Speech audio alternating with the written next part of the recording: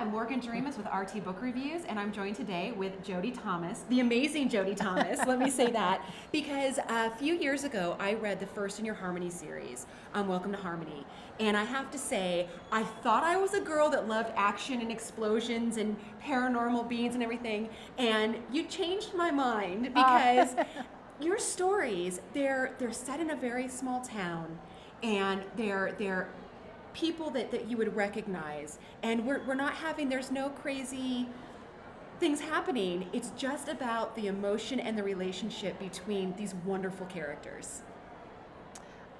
I'm not sure if there's a question there. I just wanted you to know. Thank you. I think I came up with the idea of Harmony because when I was growing up, I always went to my aunt and uncle's in a little town, and during the rodeo week. So my uncle would always have a horse in the backyard, and I was 8 years old, and I could ride all over town and do everything, go through the Dairy Queen on my horse and everything. And I saw that town. I had 5 sets of aunts and uncles in that little town, so I saw it as a safe place. So when I started Harmony, in a lot of ways, it was that place. And it's really interesting because the first book in the series, at RT, we assign, genres so we know where to put it in the magazine. For the first book, we actually called it mainstream fiction. And one of the reasons, Welcome to Harmony, it was because a lot of it, there was definitely a romance thread through it, but it was really about Reagan, who is a teenage runaway, taking care of herself. Right. She gets into a little bit of trouble because she lies her way into Harmony a little bit. She's actually not related to the gentleman she says she is, but they do form a bond, form a relationship. And so we called that maybe a little more mainstream fiction.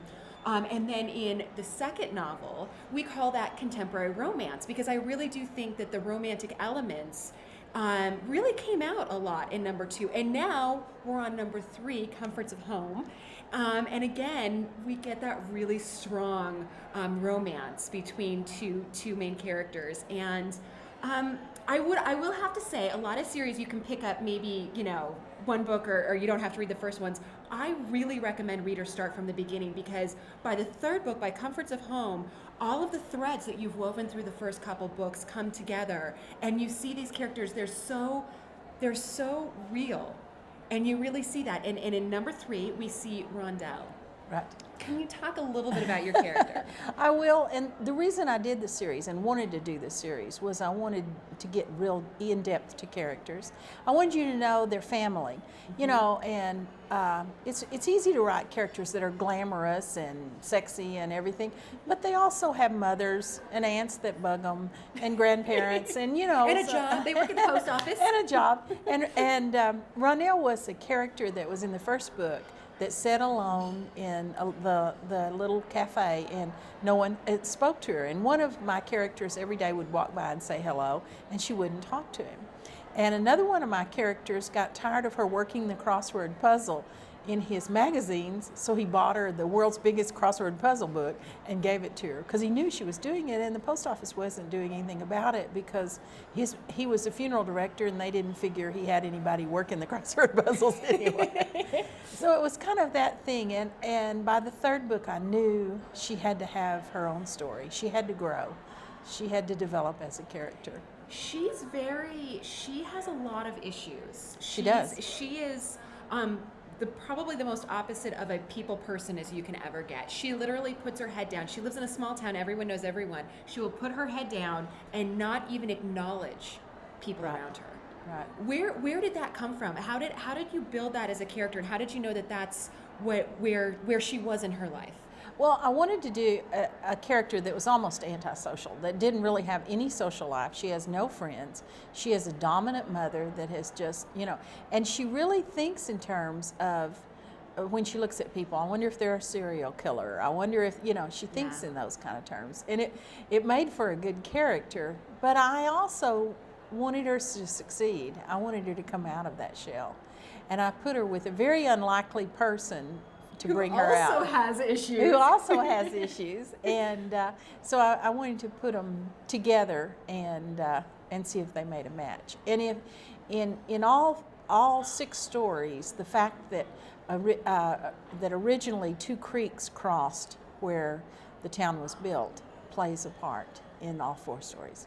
Oh, I really like that. I really like that. And again, we get to see some, of our favorite characters. For me, I told you all about Reagan.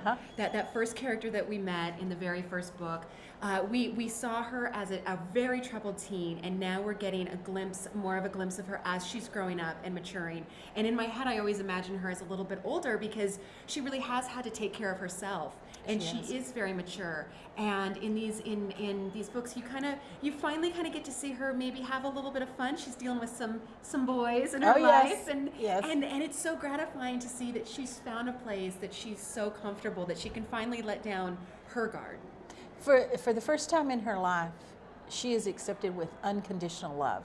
She knows that, I mean, the old man that she calls uncle, that really isn't her uncle, but he doesn't have anybody, so he claims her. And he really, he gives her so much that she cannot doubt his love.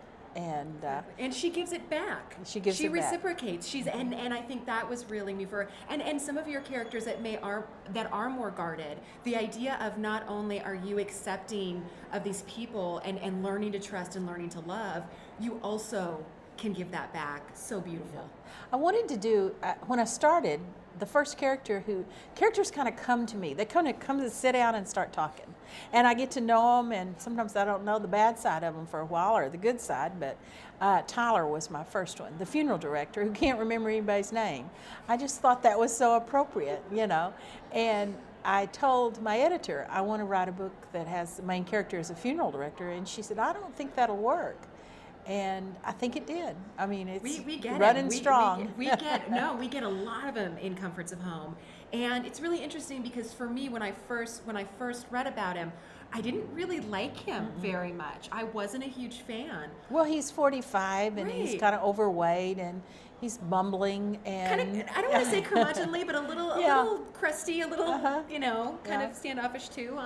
But he develops an online relationship with a wonderful woman. And I think in today's, in today's world, you do that. You have your Facebook friends, and you might have not met in real life. And over the course of the series that he does. But even though they have this relationship where they have dinner every night, he lies. He says he's eating a salad, and he's not. He's eating his double meat hamburger and telling her he's eating a salad. Because he's online, so you can tell him whatever you want. So he's kind of not being completely honest, and he was fun to write too. It was a lot of fun. And I think readers that have been following the series, they're going to be very excited to see where his relationship is going, because I see a lot of growth in his character. He does. He will have a lot happen in the books, and I introduce new characters each time, and they will develop through, like, I think in Comforts of Home I introduced Bo Yates, who plays the guitar, and he will go into the next book and the next book. So. Oh, wonderful. Well, let's talk a little bit about the next book and the next book. I know you've got more coming, and a little birdie told me you just might have gotten done writing number 4. Can you maybe give us just a little hint about what's to come? Number 4 is my favorite because we know the character so well, and Reagan is going to have a conflict for a love interest, of course, and that's going to be fun.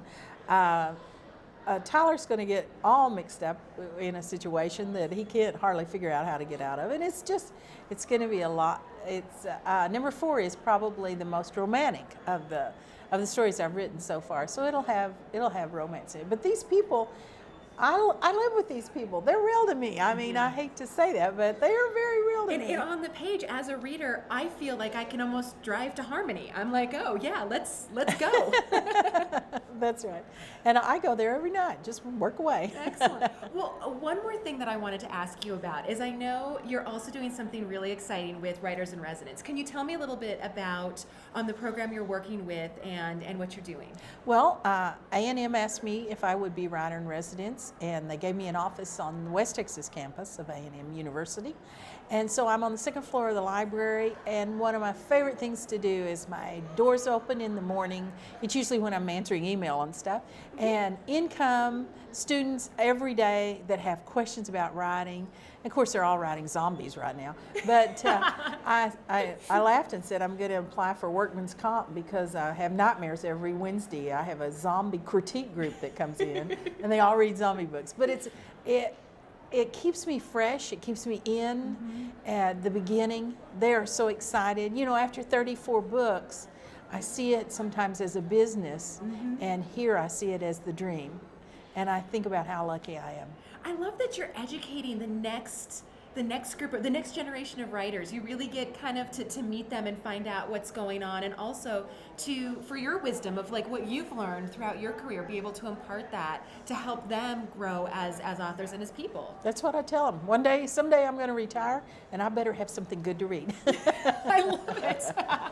Absolutely. Well, thank you so much for talking with me today. And I love Harmony, and I think everybody needs to absolutely run out and start the series because there's more to come. And even for the people whose small towns are like, I'd rather, maybe the paranormal, maybe the zombie. No. Trust me, you're going to want to read about Harmony. Oh, thank you.